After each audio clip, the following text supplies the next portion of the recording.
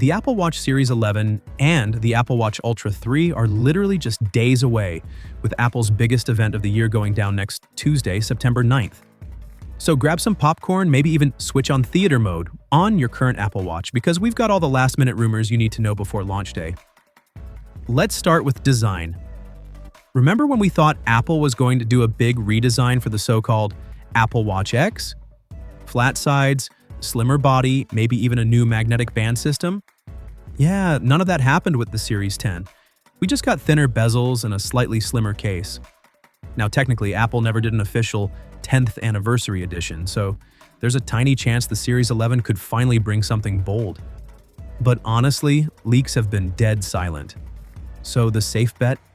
Expect something that looks almost identical to last year, maybe with a couple of fresh colors thrown in.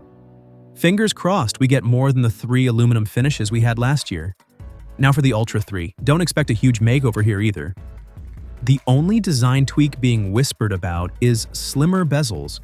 In fact, leaked iOS 26 code suggests a bump in resolution, which lines up with Apple shrinking those thick black borders. That, plus the upgraded LTPO3 display from the Series 10, should make the Ultra 3's screen look way better. Wider viewing angles, brighter off-axis, and maybe even some new watch faces. Honestly, I'm betting Apple gives the Ultra 3 its own exclusive face. Performance-wise, both watches are expected to run on the new S11 chip. But before you get too excited, keep in mind Apple tends to recycle performance for about 3 years at a time. So, just like the S6 through S8 and now the S9 through S11, the speed isn't really changing.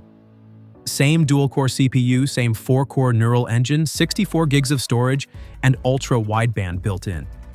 Still solid, but don't expect a speed boost. Where it does get interesting is features. Apple's reportedly working on switching from Intel LTE modems to MediaTek chips, which would bring something called 5G RedCap. It's basically a lighter version of 5G made for wearables. Not as fast as the full thing, but still a big upgrade from LTE.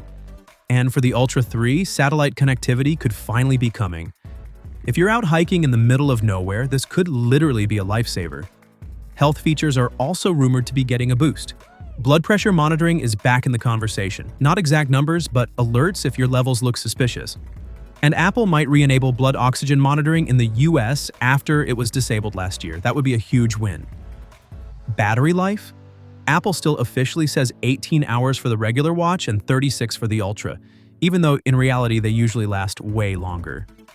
The Series 10 already got close to 2 full days in real use, and the Ultra 2 easily stretched past 3. So expect something similar. The bigger upgrade here is charging. Last year's Series 10 brought super fast charging, 0 to 80% in about half an hour. Now it sounds like the Ultra 3 is finally getting that too, which would be amazing. As for price, no major changes are expected. The Series 11 should still start at $399 and the Ultra 3 at $799. Of course, go fancy with a premium band or a stainless finish, and that price shoots up fast. And don't forget about the Apple Watch SE 3. It hasn't been updated in 3 years, but leaks say it's finally coming. Probably slimmer bezels, maybe a super basic always-on display, and the new S11 chip so it stays supported for years. Basically a budget option that won't feel too outdated. So that's everything we know right now. What do you guys think?